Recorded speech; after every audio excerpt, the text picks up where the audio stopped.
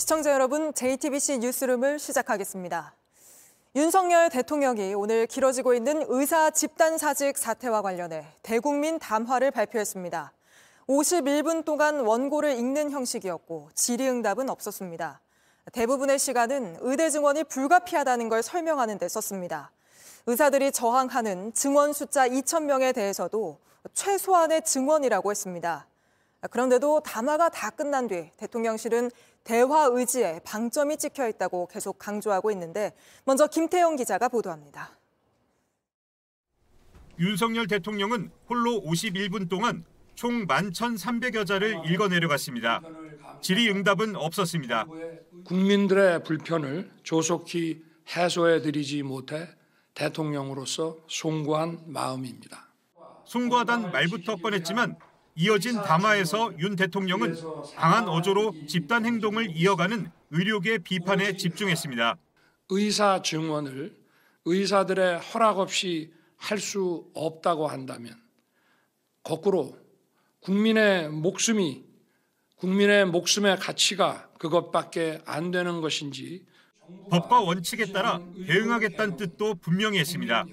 독점적 권한을 무기로 의무는 내팽개친 채 국민의 생명을 인질로 잡고 불법 집단 행동을 벌인다면 국가는 법과 원칙에 따라 대응할 수밖에 없습니다. 또 정부가 산출한 2,000명은 최소한의 증원 규모라며 여당에서 제기된 주먹구구식이란 비판도 반박했습니다. 심지어 정부가 주먹구구식 일방적으로 2,000명 증원을 결정했다고 비난하기도 합니다. 결코 그렇지 않습니다. 특히 의료계가 근거도 없이 중구난방으로 증원 규모를 주장한다며 점진적인 증원 요구에 선을 그었습니다. 다만 윤 대통령은 더 타당하고 합리적인 방안을 가져오면 이란 전제하에 조건부로 대화 가능성은 열어뒀습니다. 정부의 정책은 늘 열려있는 법입니다. 더 좋은 의견과 합리적 근거가 제시된다면 정부 정책은 더 나은 방향으로 바뀔 수 있는 것입니다. 이를 두고 대통령실은 오늘 담화는 대화 가능성에 방점이 찍힌 것이라고 강조했습니다. 대통령실 관계자는 의사들도 반대와 파업만 할 게 아니라 대안을 갖고 오면 된다며 정원 문제를 포함해 정책을 바꾸지 못할 이유는 없다고 설명했습니다. 또 다른 관계자는 증원 규모까지 포함해 논의할 수 있다는 데에 윤 대통령의 의중이 담겨 있다고 말했습니다. JTBC 김태영입니다. 하지만 이번 담화로 정부와 의료계가 대화에 나설 가능성은 더욱 희박해졌다는 분석이 나옵니다. 대통령 담화에 의사협회는 입장이 없는 게 입장이라며 입을 닫았고 교수단체에선 정부가 사태를 해결할 의지가 없다는 걸 확인했다는 반응이 나왔습니다. 계속해서 강다현 기자가 보도합니다. 대한의사협회는 더 합리적인 방안을 가져온다면 논의할 수 있다는 대통령의 발언은 소용없다고 딱 잘라 말했습니다.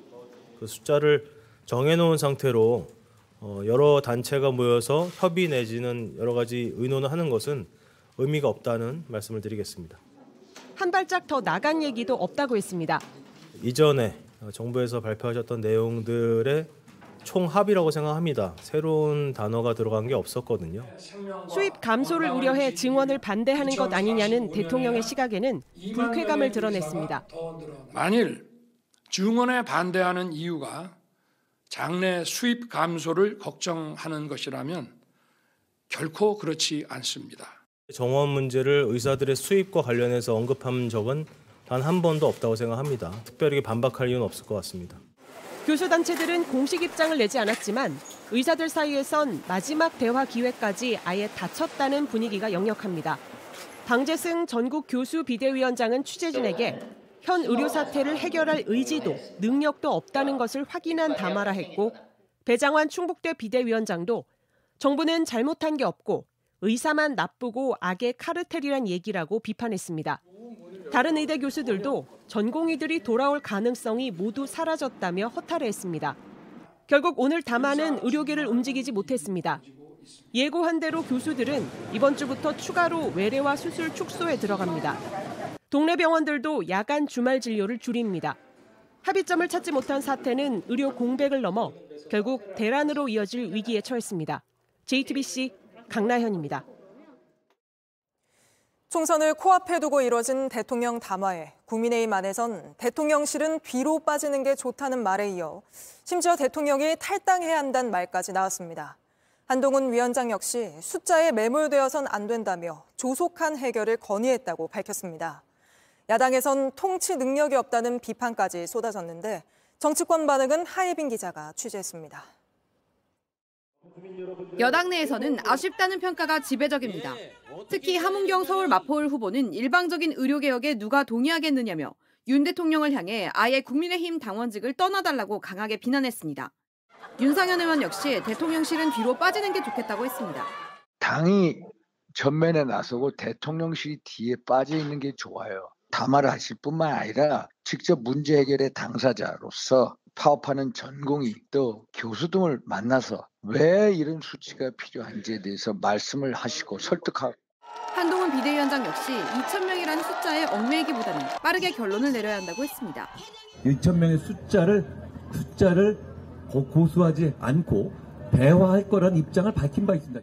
민주당은 불통 정권의 모습을 또 한 번 보여줬다며 공세 수위를 높였습니다. 기존의 일방적 주장만 1시간 가깝게 전달하는 오늘 담화는 윤석열 불통 정권의 모습 그대로입니다. 여전히 2,000명이라는 숫자에 매몰되어 있습니다. 개혁신당 이준석 대표는 아무리 봐도 통치 능력이 없다고 강하게 비판했습니다. 조국혁신당은 윤 대통령은 의사들을 대화 상대방으로 인정하지 않고 있다고 했고 새로운 미래는 독선적인 고집부터 버리라고 했습니다. 녹색정의당도 문제 해결의 의지도 없이 떠밀려 진행한 총선용 퍼포먼스인지 의구심이 든다고 했습니다. JTBC 하혜빈입니다. 네, 바로 스튜디오에서 여권 취재하는 배양진 기자와 궁금한 점들 좀 더 짚어보겠습니다. 자, 배 기자, 대통령실의 담화와 그 이후에 나온 대통령실의 설명, 온도차가 좀 크게 느껴지는데요. 네, 오늘 담화가 끝나자 대통령실 참모들은 기자들에게 담화의 진이라면서 적극적으로 해설을 했습니다. 네. 쉽게 말해 오늘 담화의 핵심이 3가지 키워드로 정리가 된다는 건데 국민한테 사과하고 또 의료계와 대화하겠다는 의지를 밝히고 그걸 위해 사회적 협의체를 구성하자는 제안을 했던 겁니다. 네, 그런데 시청자분들께서도 직접 들으셨겠습니다만 의료계를 향한 윤석열 대통령의 담화 훨씬 더 비판적이지 않았습니까? 네, 맞습니다. 실제로 50분 분량의 대국민 담화 상당 부분이 2,000명 증원은 최소한, 국민 목숨의 가치가 그것밖에 안 되는가, 또 의사 카르텔 같은 의료계를 향한 강경한 발언으로 채워졌습니다. 여기에 대해 대통령실 관계자는 강경 발언이 아니라 설명해야 할 것을 설명한 것이라고 하면서도 대통령 입장에선 의료개혁을 지지하는 국민 입장도 충분히 반영해야 한다고 말하게 됐습니다. 네, 그동안 선거를 앞둔 여당에서도 정부가 의사들이랑 대화해야 한다 계속 압박을 해왔는데 결과적으로는 당이 원했던 것과도 좀 다른 톤의 담화가 나온 거 아닌가요? 그렇게 봐야 할 것 같습니다. 저희 취재에 따르면 한동훈 비대위원장은 오늘 담화에 정원 문제에 대한 유연한 입장을 담아줄 걸 요청했다고 합니다. 이렇게 윤 대통령이 전향적인 입장을 밝혀줄 걸로 여당 입장에서는 기대를 했는데 네. 실제로는 여당에서도 좀 당혹스러운 분위기가 감지되고 있습니다. 그래서 이제 국민의힘 담화 후 공식 입장을 내겠다고 했었는데 갑자기 취소했습니다. 실제 윤 대통령이 2,000명 증원의 타당성을 설명할 거란 정도는 한 위원장 측에 전달이 됐던 걸로 보입니다. 다만 의료계를 향한 실제 비판의 수위와 그 내용까지는 공유되지 않았던 것으로 보입니다. 실제로 대통령실에서도 이 소수 인원만 대국민 담화를 알고 또 준비해왔던 걸로 알려졌습니다. 네, 그럼에도 대통령실은 이번 담화 대화의 방점이 찍혀 있다 계속 강조하고 있는데 그럼 이번 담화로 대화 가능성이 좀 열렸다고 대통령실은 보고 있습니까? 네, 윤 대통령이 대화를 하려면 2가지 조건을 제시를 했습니다. 합리적인 근거를 갖춘 방안 그리고 의료계의 통일안을 가져오라고 했습니다. 네. 그런데 지금 의료계에선 이 대화 조건으로 증원 철회나 아예 정원 감축 주장까지 나오고 있는 상황입니다. 이 대표성 있는 의료계 협의체 구성도 안 돼 있는 상황이기 때문에 당장 전격적인 대화가 이뤄질 가능성은 높지 않습니다. 게다가 윤 대통령 담화에 의사 수입이 OECD 1위라거나 또 의사들의 수입 감소 우려와 관련된 내용이 포함된 걸 두고 의사단체들이 크게 자극받은 분위기이기도 합니다. 결국 접점을 찾지 못한 채 평행선을 그려온 의정 대화가 오늘 대통령 담화 이후에도 그대로이거나 오히려 더 벌어질 거란 전망이 나오는 이유기도 합니다. 네, 알겠습니다. 오늘은 여기까지 짚어보겠습니다. 배양진 기자였습니다. 윤 대통령은 오늘 반대를 무릅쓰고 추진해 성과를 냈던 정책들을 나열하며 의료 개혁도 마찬가지라고 강조했습니다. 물가 안정, 하늘 관계 개선, 또 사교육 카르텔 혁파. 대통령이 업적으로 꼽은 것들인데 성과를 냈는지에 대해선 평가가 엇갈립니다. 유정화 기자입니다. 윤석열 대통령은 소신을 지켜 성과를 냈던 사례로 물가 안정을 꼽았습니다. 우리 정부 출범 당시 6 내지 7%에 이른 물가가 건전 재정 기조가 아니었다면 지금 2 내지 3%대로 잡히지 않았을 것이고, 전문가들은 기준금리와 공공요금 인상 최소화 등의 정책으로 물가 인상폭을 낮춘 건 사실이라고 했습니다. 다만 물가 안정엔 외부 요인의 영향이 더 컸고 생활 물가는 여전히 높다고 지적했습니다. 물가 잡힌 거는 환율이 내리고 유가가 내려간 것이 큰 원인이다. 이렇게 채소류라든지 과일값이라든지 생활 물가는 많이 올라가 있기 때문에 고물가는 여전히 여당의 걱정거리이기도 합니다. 크게 비싼 가격이 아니라서 안정세로 돌아선 걸로 보고 있습니다. 그래도 물가 문제는 항상 국민들께서 어려움을 겪으시니까 아직도 저희는 많이 높다고 생각합니다. 윤 대통령은 한일 관계 개선도 업적으로 꼽았습니다. 망가진 한일 관계를 개선하려고 했을 때는 당 안팎에서 지지율을 걱정했습니다. 양국 기업들의 협력은 활발해지고, 그러나 물컵의 절반은 여전히 비어있다는 평가가 지배적입니다. 일본 정부와 민간 기업 모두 강제징용 제3자 변제안의 후속 조치로 거론된 기금 마련에 아직도 동참하지 않고 있기 때문입니다. 사교육 카르텔 혁파와 늘봄 학교 추진도 성과로 꼽았는데 현장에선 정작 사교육 경감엔 도움이 되지 않았다는 평가가 나왔습니다. 킬러 문항을 잡겠다고 했지만 모든 문제가 좀 일정 수준으로 어려워진 부분들이 있는 거죠. 전혀 사교육 경감엔 효과를 보지 못한 것이고요. JTBC 류정화입니다. 이런 가운데 어제 도랑에 빠져 심정지 상태로 구조됐지만 병원 10곳에서 거절당하고 숨진 3살 아이가 오늘 가족과 작별 인사를 했습니다. 의료계에선 아이 상황을 봐선 전원했더라도 살리기 힘들었을 거란 주장도 나오지만 유족들은 그저 마지막 치료라도 받길 원했던 거라고 호소했습니다. 정영재 기자입니다. 3살 딸아이를 화장해야 하는 아빠는 울었습니다. 늦게 결혼해 얻은 막내딸, 현실은 현실 같지 않습니다. 화장터로 들어가는 할머니는 혼자 걷지 못했습니다. 어떻게 나보다 먼저 가느냐 통곡했습니다. 아빠는 아이를 잘못 돌본 자기 책임이라고 했습니다. 제가 정말 신경 썼어도 막을 수 있었을 텐데 일하느라고 못 봐가지고. 지난 30일 아이는 아빠가 일하던 비닐하우스 옆 1m 물웅덩이에 빠졌습니다. 오후 4시 30분 발견했고 19분 뒤 근처 병원에 도착했습니다. 약물 투여와 심폐소생술이 이어지던 오후 5시 33분 심장이 다시 뛰었습니다. 의식이 없었지만 아이를 살려보기 위해 10곳 병원에 전원 요청했습니다. 하지만 모두 받을 수 없다고 했습니다. 오후 7시 1분 다시 심장이 멈췄고 7시 40분 숨졌습니다. 의료계는 상급병원으로 갔어도 아이가 살아날 가능성은 낮았다고 분석했습니다. 심정지까지 발생했다는 자체가 상당히 시간이 경과했다는 의미도 되고 다시 회복을 하는 자체가 쉽지가 않다. 큰 병원으로 옮긴다고 해서 상태가 좋아질 만한 어떤 근거도 없다고 했습니다. 이경원 대한응급의학회 공보이사는 심혈관계가 불안정한 상태에서 전원은 환자 안전을 위협하는 것이라고 주장했습니다. 하지만 유족은 치료 한번 시도 못 해보고 아이를 보낸 게 억울했습니다. 의료하다가 생명을 잃은 거는 어쩔 수가 없는 거고 그래도 최선을 다해서 해줬어야 되는데 환자를 칼려받으면 그게 좀 억울한 거죠. 아이 심장이 다시 멈춘 뒤인 오후 7시 24분 11번째 병원 의사가 연락했습니다. 우리가 안 받으면 갈 곳이 없을 테니. 그 말이 부모에겐 마지막 위로였습니다. JTBC 정영재입니다. 총선을 9일 앞둔 오늘 한동훈 위원장은 부산 경남을 찾아 기회를 달라고 했고 이재명 대표는 인천에 머물며 정권 심판을 강조했습니다. 두 사람은 서로를 겨냥해 설전을 벌이기도 했는데 최근 잇따르는 소속 후보들의 도덕성 논란에 대해선 말을 아꼈습니다. 이희정 기자입니다. 공식 선거운동이 시작된 후 처음으로 부산 경남으로 달려간 국민의힘 한동훈 비대위원장. 흔들리는 민심을 의식한 듯 윤석열 정부 책임론에 선을 긋는 듯한 발언을 합니다. 지금 우리 정부가 여러분의 눈높이에 부족한 것 있을 겁니다. 그렇죠? 제가 100일도 안 됐습니다. 그렇지만 그 책임 저한테 있지는 않지 않습니까? 여당이 변하고 있는 만큼 한 번 더 기회를 달라는 겁니다.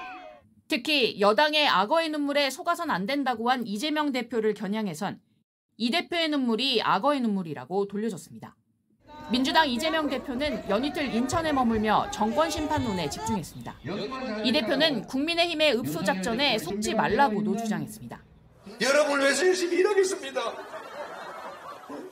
지금까지 내가 부족했던 것 같아요. 라고 할 거다. 그러면서 큰절하고 난리 날 거다 했는데 실제 그렇게 가고 있죠. 속지 말자 읍소 작전. 속지 말자 가짜 사과. 하지만 최근 불거진 당 후보들의 도덕성 논란에 대한 언급은 일절 없었습니다. 대신 당 선대위가 후보들에게 특별히 언행 조심을 강조하며 내부 단속에 나섰습니다. 조국혁신당 조국 대표는 한동훈 위원장은 총선 이후 윤석열 대통령과 국민의힘으로부터 버려지지 않을까 생각한다며 한동훈 특검법이 친윤 의원 등이 찬성해서 통과될 수도 있다고 주장했습니다. JTBC 이희정입니다. 민주당 양문석 후보를 놓고 대학생 딸을 동원한 편법 대출 논란이 계속되는 가운데 국민의힘이 양 후보를 사기 혐의로 검찰에 고발했습니다. 새마을금고도 오늘부터 조사에 들어갔는데 양 후보는 아파트를 처분해 문제가 된 대출금을 갚겠다고 밝혔습니다. 김혜미 기자입니다. 대학생 딸 명의로 11억 원의 사업자 대출을 받아 서울 잠원동 아파트를 산 양문석 후보는 논란이 커지자 아파트를 팔겠다고 했습니다. 아파트를 처분해서 새마을금고 대출금을 갚겠다며 이익이 발생하면 기부하겠다고 거듭 사과했습니다. 편법 대출이지만 사기 대출은 아니라던 입장에서 선회한 겁니다. 총선을 9일 앞두고 수도권 판세에 악영향을 미칠 수 있다는 당의 우려를 받아들인 것으로 보입니다. 국민의힘은 민주당을 향한 공세의 수위를 높였습니다. 새마을금고를 속여 소상공인을 위한 대출을 받았다며 사기죄로 고발하는 동시에 중앙회를 방문해 신속한 조사를 촉구했습니다. 시간이 걸리는 상황이 있다면 중간 상황이라도 국민들께 신속하게 알릴 수 있도록. 국민의힘은 또 서울 동작갑 민주당 김병기 후보의 배우자가 2022년 여러 차례에 걸쳐 구의원의 법인카드를 유용했다는 의혹도 제기했습니다. 하지만 김 의원은 그 날짜에 배우자가 병원 진료를 보고 있었다는 사실을 이미 진료 확인서를 통해 입증했다며 의혹 제기는 명백한 허위라고 반박했습니다. 민주당은 오히려 동작갑 장진영 국민의힘 후보를 겨냥하며 역공에 나섰습니다. 장 후보는 가족 법인 명의로 경기 양평에 약 80억 원대의 땅을 사들이는 과정에서 부친 찬스로 대출을 받았다는 의혹에 이어 일부 대출금도 신고하지 않은 것으로 나타났습니다. 이에 장 후보는 개인 채무가 아니라 법인 명의의 사업자 대출이라 신고해야 한다는 개념이 없었다고 했습니다. JTBC 김혜미입니다. 만취 상태에서 운전을 하다가 어린이 보호구역에서 인도로 돌진하는 사고를 내고 달아난 운전자가 경찰에 붙잡혔습니다. 음주운전을 눈치채고 뒤를 쫓은 택시기사 덕분에 더 큰 사고를 막을 수 있었습니다. 윤정주 기자입니다. 어린이 보호구역에 있는 한 사거리, 흰 차 한 대가 좌회전을 하다가 그대로 인도로 돌진합니다. 손님을 모시고 좌회전을 쭉 해서 나가는데 갑자기 바바바바박 큰 소리가 나는 거예요. 큰일 났네요. 같이 좌회전을 했던 택시기사 멈춰서서 상황을 살핀 뒤 경찰에 신고했습니다.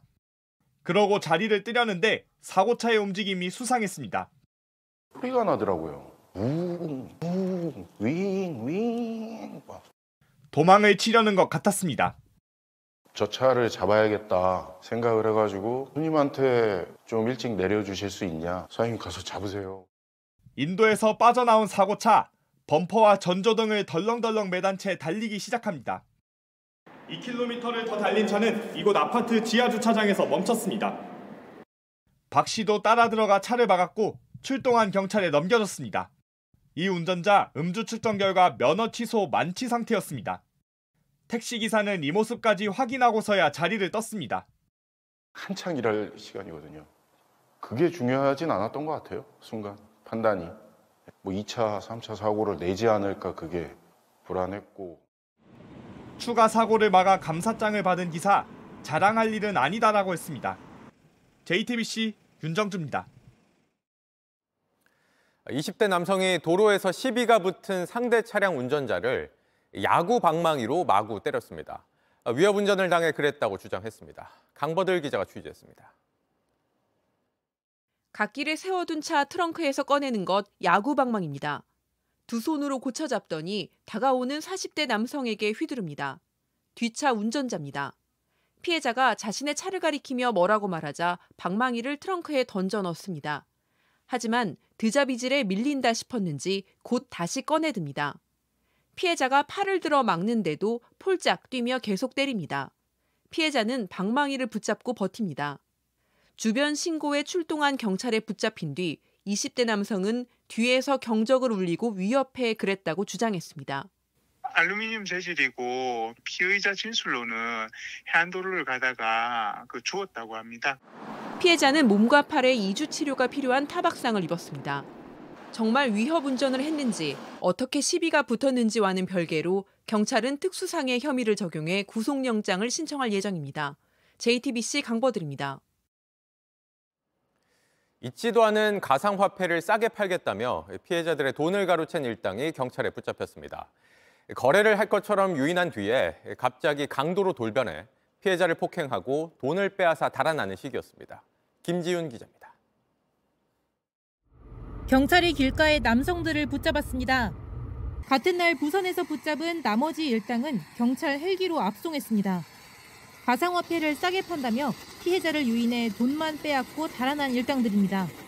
자동차 트렁크 바닥에선 5만 원짜리 현금 뭉치도 나왔습니다. 이거 사진 찍어 이거. 이들은 지난달 21일 새벽 1시쯤 서울 강남으로 피해자를 불러냈습니다. 코인을 시세보다 싸게 팔겠다는 말에 피해자는 현금 1억 원을 들고 나왔습니다. 하지만 일당은 갑자기 강도로 돌변했습니다. 피해자를 때린 뒤 돈만 들고 달아났습니다. 신고를 받고 출동한 경찰은 그 자리에서 일당 3명을 잡았습니다. 돈을 들고 달아난 6명은 경기도 안성과 부산까지 쫓아가 붙잡았습니다. 그리고 나흘 만에 천안에서 범행을 계획한 모집체까지 잡아 일당 모두 일망타진했습니다. 이들은 모두 일정한 직업 없이 부산에서 알고 지내온 20대 중반 남성들로 조사됐습니다. 경찰은 이들에게서 현금 5천만 원과 금목걸이 등을 압수했지만 나머지 돈은 찾지 못했습니다. 경찰은 붙잡은 일당 10명 가운데 5명을 구속했습니다. JTBC 김지윤입니다. 사기범을 수사해 재판에 넘긴 검사가 사기를 당했다고 고소한 사람에게서 뇌물을 받는 일이 있었습니다. 이렇게 검사 비리가 드러난 수사를 따져보는 재심 재판이 처음 열렸는데 대법원은 검사가 뇌물을 받았다고 해도 사기범을 재판에 넘긴 건 위법하지 않다고 결론 내렸습니다. 조혜연 기자입니다. 2008년 A씨는 사기 혐의로 재판에 넘겨졌습니다. A씨가 회사를 팔면서 재무구조를 속여 수십억 원을 빼돌렸다며 회사를 사들인 B씨 측이 고소했기 때문입니다. A씨는 혐의가 인정돼 징역 3년 6개월의 형기를 채운 뒤 풀려났습니다. 그런데 뒤늦게 A씨를 재판에 넘겼던 김모 검사가 B씨 측으로부터 뇌물을 받았던 게 드러났습니다. A씨를 기소한 다음 날부터 8차례에 걸쳐 수표와 술 접대 등 2천만 원 정도를 받은 겁니다. 김 검사는 이 뇌물 사건으로 유죄가 확정됐습니다. 그러자 A씨는 뇌물 받은 검사가 자신을 기소했다며 2021년 재심을 청구했습니다. 하지만 재심법원은 A씨의 유죄를 그대로 인정했습니다. 증거들에 비춰볼 때 기소하는 게 마땅했다며 검사의 뇌물수수와 A씨의 사기는 따로 판단해야 한다고 설명했습니다. 다만 B씨 측이 수사검사에게 뇌물을 주며 A씨를 압박해 사기 피해를 회복하려 한 점을 고려해 징역 2년 6개월로 1년을 낮췄습니다. 대법원도 최근 이 판결을 확정했습니다. 재심으로 최종 형량은 줄었지만 이미 출소를 했고 무죄가 아닌 만큼 A씨는 형사보상금을 받을 수 없습니다. 이번 사건은 검사 비리로 열린 첫 재심이었습니다. JTBC 조혜연입니다. 총선 투표소에 몰래 불법 카메라를 설치한 40대 남성 유튜버를 도운 공범 2명에 대해 경찰이 구속영장을 신청했습니다. 유튜브 구독자인 70대 남성과 50대 여성인데 이 가운데 남성은 유튜버와 함께 경남 양산시 투표소들을 다닌 걸로 조사됐습니다. 경찰은 이들이 사전투표소 36곳에 카메라를 설치한 걸로 보고 수사를 이어가고 있습니다. 중국산 가짜 골프공을 국내외 유명 골프공 업체 제품이라고 속여 판 일당이 적발됐습니다. 겉만 보면 다를 게 없지만 공을 갈라보면 속은 완전히 달랐는데 벌써 수만 개가 유통된 걸로 추정됩니다. 한민정 기자입니다. 종이상자 수십 개가 쌓여 있습니다. 모두 중국산 골프공입니다. 유명 골프업체 디자인을 그대로 베꼈습니다. 지금 이곳에는 골프공 2개가 있습니다. 겉보기에는 다를 게 없어 보이는데 공업사 사장님께 부탁을 해서 반으로 잘라보겠습니다.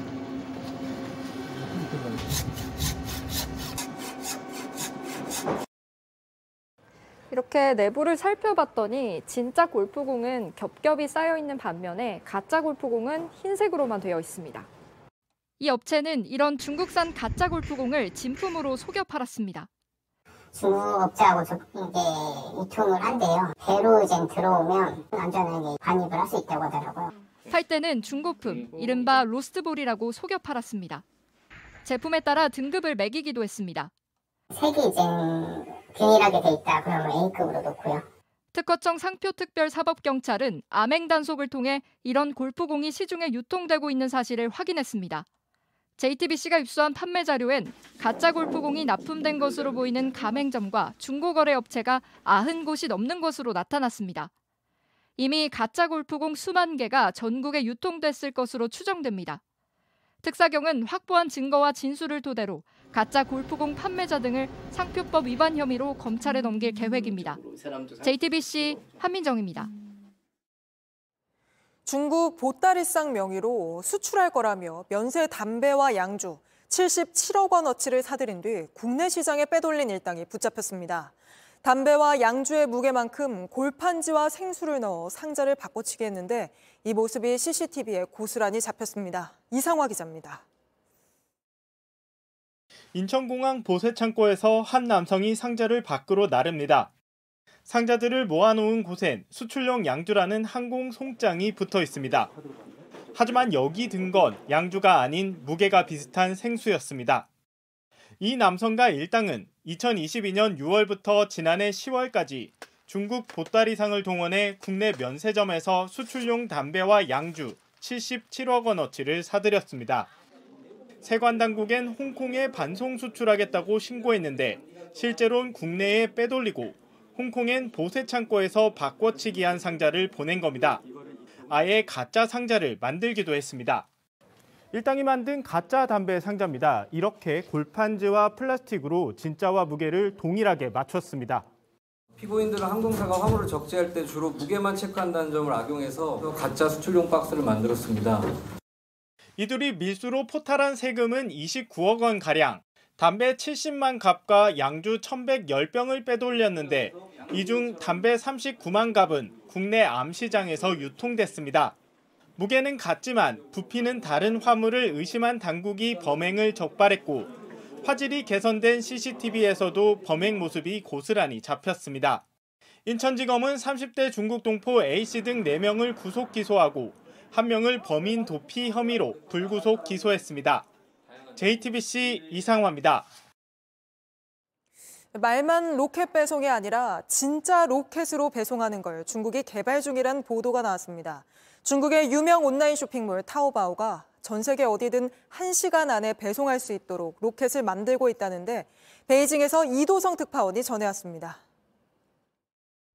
중국 알리바바가 운영하는 온라인 쇼핑몰 타오바오가 전 세계 어디든 1시간 만에 배송할 수 있는 로켓 배송 시스템을 개발 중이라는 보도가 나왔습니다.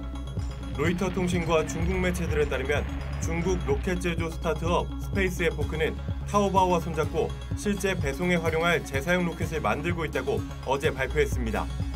스페이스 에포크 측은 최대 10톤 화물을 운반할 수 있는 120세제곱미터 크기의 이 로켓이 지난해 이미 해상 회수 테스트를 마쳤다고 밝혔습니다.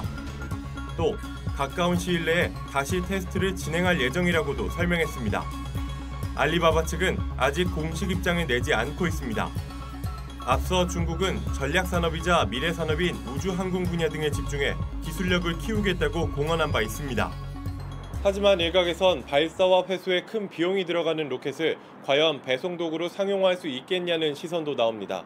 수익성을 고려하지 않은 주가 부양을 위한 과대 광고라는 의심의 눈초리도 이어지고 있어 이번 로켓 배송 성공 여부에 관심이 쏠립니다. 중국 베이징에서 JTBC 이도성입니다. 남미 페루는 현직 대통령이 차고 나온 이 비싼 명품 시계로 발칵 뒤집혔습니다.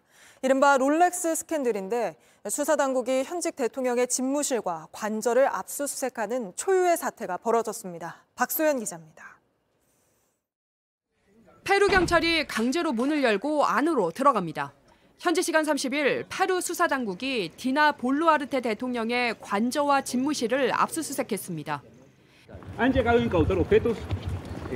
Todo eso reservado, producto de investigación. Más adelante el Ministerio Público va a informar lo que se ha incautado.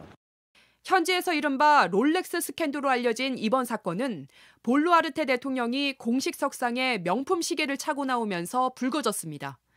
최근 2년 동안 확인된 시계만 최소 14개입니다.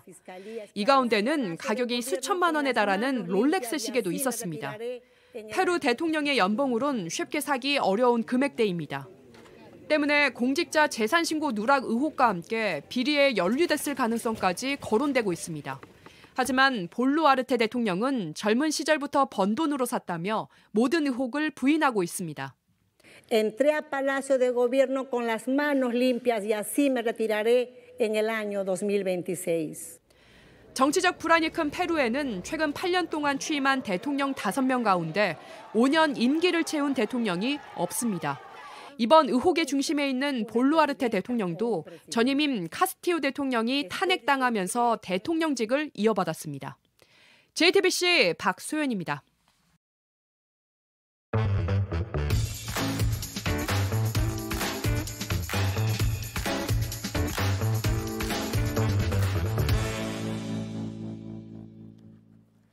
네, 돌아온 비하인드 뉴스 이성대 기자 나와 있습니다. 첫 번째 볼까요?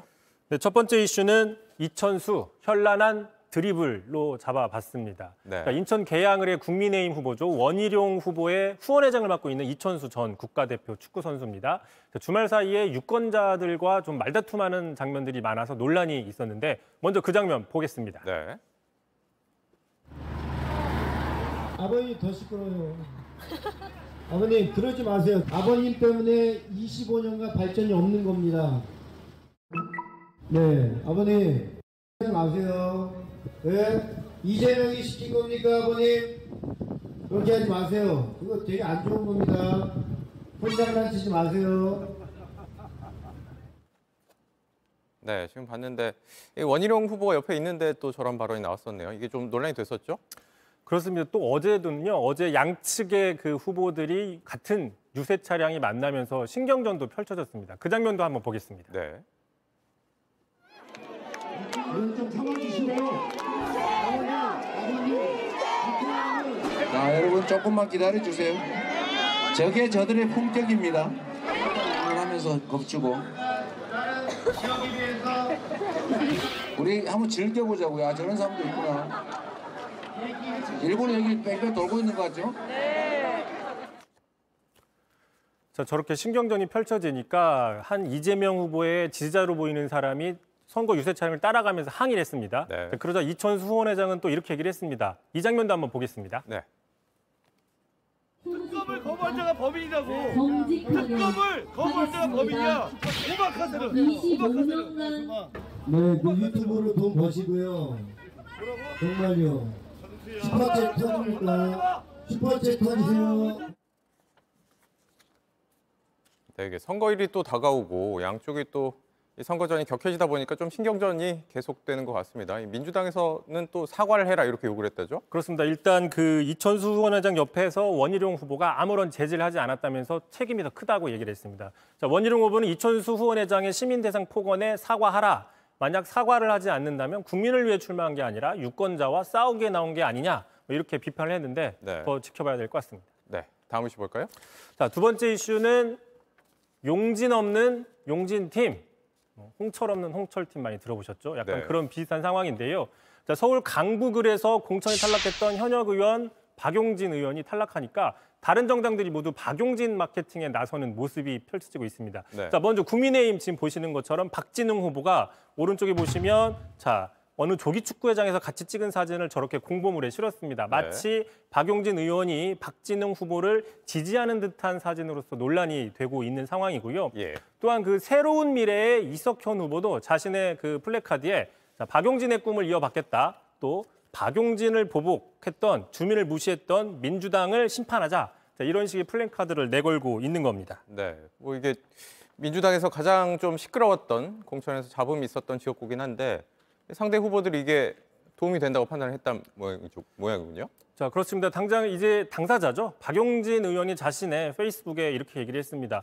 자, 이런 행태들은 정치적인 도의에서 어긋나는 그리고 또 인간적 예의도 없는 행태다라고 강력하게 규탄을 했고요. 네. 그래서 이런 공보물들을 전량 회수하고 또 사과를 하라라고 요구를 하고 있습니다. 그러니까 본인 동의도 전혀 없었고. 전혀 안 하고 도용했다라는 게 박용진 의원의 주장이고요. 입장이고요. 자, 민주당에서 어쨌든 간에 말씀하신 것처럼 공천 갈등, 후유증들이 이어지고 있는 상황인데 바로 그런 것들을 다른 정당들이 역이용하고 있는 게 아니냐라는 게 박용진 의원의 주장입니다. 네, 이런 장면도 사실 선거 기간에 좀처럼 보기 힘든 장면이네요. 그래서 지금 정작 민주당은 박용진 마케팅, 이른바 박용진 마케팅에 큰 관심이 없기 때문에 다른 정당들이 이걸 이용하고 있는 게 아니냐라는 정치적인 분석도 나오고 있어요. 네. 실제로 한 기사가 나왔습니다. 박용진 의원은 오늘 아침에 이야기를 했는데 이 지역의 후보죠. 한민수 후보가 한 유튜브 방송에 출연해서 자, 박용진 의원한테 큰 도움을 받지 않았다라는 식의 인터뷰를 했다라는 거죠. 자, 이에 대해서 무슨 소리냐? 조직도 넘겨주고 모든 자료도 넘겨줬다라고 하면서 상당히 서운하다는 반응을 보인 겁니다. 박용진 의원이. 자, 그래서 제가 이에 대해서 한 후보 측에 직접 물어봤어요. 이게 사실인 건지. 네. 그랬더니 한민수 의원 측에서는 조직과나 이런 것들에 대해서 원팀으로 잘 하고 있고 인터뷰했던 내용들이 조금 잘못되게 보도들이 나간 측면이 있다라고 이야기를 했습니다. 네, 여기까지 듣도록 하죠. 이성대 기자였습니다. 네, 다음 소식입니다. 기온이 오르고 대기가 건조해지는 이맘때 산불 조심해야 하는데요. 지난주까지도 폭설이 내린 강원 산지에도 건조주의보가 내려졌고 크고 작은 산불이 연달아 발생하고 있습니다. 조승현 기자입니다.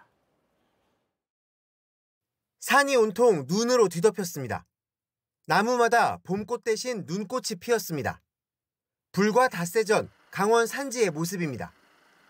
무릎까지 눈이 쌓여 당분간 화재 걱정 없을 줄 알았습니다. 아니었습니다. 오늘 낮 1시쯤 홍천군 남면에서 산불이 났습니다. 군부대 훈련장에서 포사격 훈련을 하다가 불이 난 걸로 보입니다. 헬기 6대를 투입했지만 사람이 직접 가서 끌 수 없어 진화 작업이 더뎠습니다. 그 사격장은 피탄지 폭발할 수 있어가지고 헬기로만 진화하고 있습니다. 비슷한 시각 삼척시 도계읍에서도 산불이 났습니다. 가까운 곳에 천연기념물로 지정된 삼척 늑구리 은행나무와 송전선로가 있어서 걱정이었습니다. 40분 만에 불을 꺼 추가 피해로 이어지진 않았습니다. 강원도에선 어제도 산불이 2건 났습니다. 최근 기온이 빠르게 오르면서 강원 산지에 쌓인 눈은 대부분 녹았습니다. 건조주의보가 내려졌고 바람까지 강하게 불고 있습니다. 수요일인 모레 동해안과 산지에 5에서 20mm 정도 비가 오고 나면 또 한동안 비 소식이 없습니다. 언제든 작은 불씨가 큰 불로 이어질 수 있는 상태 주의가 필요합니다. JTBC 조승현입니다. 폐지와 공병을 주어서 어렵게 모은 6천만 원을 고스란히 기부한 60대 여성이 있습니다. 아직도 매일 폐품 주우러 나가는데 이 여성 자기 몸 추스르기도 힘든 말기암 환자라고 합니다. 이승환 기자가 취재했습니다. 아직 동이 트지 않았고 거리는 어둑합니다. 집을 나선 할머니. 매일 오전 6시면 채비 마치고 일하러 갑니다. 15년째 하는 일인데 아직 이때가 가장 즐겁습니다. 병원에 갔다가 오면 못하잖아요. 기분은 좋아요. 제일 그게 좋아요. 이 할머니 대장암 말기입니다. 항암 치료받으며 암과 싸우지만 일은 포기할 수 없습니다. 오늘도 일을 시작합니다. 분리수거장 돌며 캔과 공병을 주워 담습니다. 힘이 납니다. 이건 많잖아요, 여기는. 돈이요, 돈. 그럼요. 많을 때는 엄청 기분 좋아요. 종이 상자는 폭에 담고 주민들과 인사도 나눕니다. 안녕하세요. 즐거워서 하는 일이라 그렇습니다. 짐칸은 폐지로 가득 찼고 이제 고물상에 가서 팔 시간입니다. 200kg 나갔습니다. 네, 감사합니다. 12,000원 벌었습니다. 오늘도. 이렇게 번 돈 귀하고 귀합니다. 남을 위해 씁니다. 저도 공부가 하고 싶은데 집안이 가난했어. 없는 사람 도와주겠다는 그 마음은 항상 가지고 있었어요. 2009년부터 이렇게 폐품 주어서 기부한 돈은 6천만 원이 넘습니다. 이걸 지켜보던 이웃도 선한 영향을 받았습니다. 제 밑에 동생도 같이 시작이 됐죠. 그냥 걔 마음이 편하고 좋더라고요. 아무런 원망스럽지 않았어요. 내가 살 수 있으면 다른 일을 위해서 더 열심히 살겠다고. 박 씨는 내일도 똑같이 일을 나갈 겁니다. JTBC 이승환입니다. 어느새 7연승, 한화야구에 드디어 봄이 찾아온 걸까요? 요즘 보살이라고 불리던 한화 팬들이 아주 활짝 웃고 있습니다. 개막 후 8경기에서 7승을 거둔 건 32년 만에 처음이라는데요. 달라진 한화를 이한길 기자가 분석했습니다. 시속 99km, 느린 커브로 타이밍을 빼앗더니 강백호를 간단히 돌려 세웠습니다. 공 3개면 충분했습니다. 류현진은 이 경기에서 삼진 9개를 잡아냈습니다. 그런데 승리 투수로 이름을 올리진 못했습니다. 대신 한화는 9회 말 끝내기 안타로 짜릿한 승리를 챙겼습니다. 류현진은 2경기에 선발 등판했지만 1패뿐 아직 승리는 없습니다. 그런데도 한화는 개막전 패배 후 7연승, 지는 법을 잊었습니다. 류현진 효과를 무시할 수 없습니다. 류현진이 1선발로 가세하면서 선발 투수진의 힘이 세졌습니다. 8경기에서 선발 투수들이 상대 팀에 먼저 실점을 내준 건 2번뿐입니다. 일단 하나부터 10까지 다 배워야 된다고 생각하고 있고. 대체 선발이었던 19살 신인 황준서의 깜짝 호투까지 이어졌습니다. 선발 투수 깊이가 두꺼워지며 마운드가 중심을 잡자 타선도 힘을 냅니다. 한화는 경기당 평균 6점 이상을 뽑았습니다. 지난해 꼴찌였던 팀 타율은 리그 2위로 뛰었고 득점권 타율까지 치솟았습니다. 특히 투아웃 이후 점수를 척척 뽑아내기까지 합니다. 노시환과 안치홍 등 중심 타선이 충분히 살아나지 않았는데도 승리 기록을 하나씩 늘려가고 있습니다. 이기다가도 쉽게 고꾸라지고 때론 연패의 늪에서 쉽게 빠져나오지 못하던 한화 야구에 봄이 찾아왔습니다. 이런 기세 때문인지 한화의 4월 이야기가 더 궁금합니다. JTBC 이한길입니다. 저거는 누가 주워가면 회수도 못할 것 같은데요? 팬들은 살짝 놀랐습니다. 무슨 일이 있었던 걸까요? 1대1로 맞선 후반 29분 멀리서 날아온 공을 대구 고재현 선수가 오른발로 때립니다. 그런데 이게 어떻게 된 일이죠? 공은 골대를 넘고 관중석도 넘어서 멀리로 날아가 버립니다. 야구에서나 볼 법한 장외 홈런, 이걸 축구장에서 보게 됐네요. 조금 머쓱했겠는데요. 그만큼 득점이 승리가 절실했기 때문에 슛에 힘이 들어간 거겠죠. 2분 뒤 에드가의 역전골이 터졌고 대구는 올 시즌 4경기 만에 첫 승리를 낚았습니다.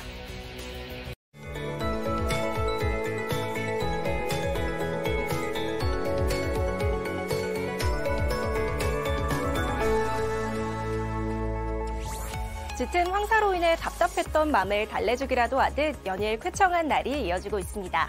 포근한 날씨에 오늘 서울도 벚꽃이 공식 개화했고요. 남부지방에는 만발한 꽃들이 자태를 뽐내고 있습니다. 내일은 더욱 따뜻하겠습니다. 서울의 낮 기온이 23도로 오늘보다는 4도, 평년보다는 9도가량 오르겠는데요. 낮 동안에는 약간 덥게도 느껴지겠지만 일교차가 15도 이상 크게 벌어지겠습니다. 다만 내일부터는 봄비 소식이 있습니다. 오후에 제주도를 시작으로 밤에는 호남과 경남에도 비가 내리겠고요. 모레 오전 사이에는 전국으로 확대되겠습니다. 이번 비는 전남과 경남, 제주를 중심으로 많은 비가 예상되는데요. 제주 산지에는 120mm 이상, 남해안에도 최대 80mm의 세찬 비가 내리겠습니다. 중부지방은 대체로 맑겠지만 수도권과 강원 영동 지역은 대기가 무척 건조하겠습니다. 아침 기온은 대부분 10도 안팎으로 출발하겠고요. 춘천은 3도가 예상됩니다. 낮 동안에는 20도를 크게 웃돌며 따뜻하겠습니다. 비는 모레 밤이면 대부분 그치겠고요. 남해안과 제주는 목요일 오전까지 이어지겠습니다. 날씨였습니다. 뉴스룸 저희가 준비한 소식은 여기까지입니다. 저희는 내일도 저녁 6시 50분에 찾아뵙겠습니다. 네, 시청해주신 여러분 고맙습니다.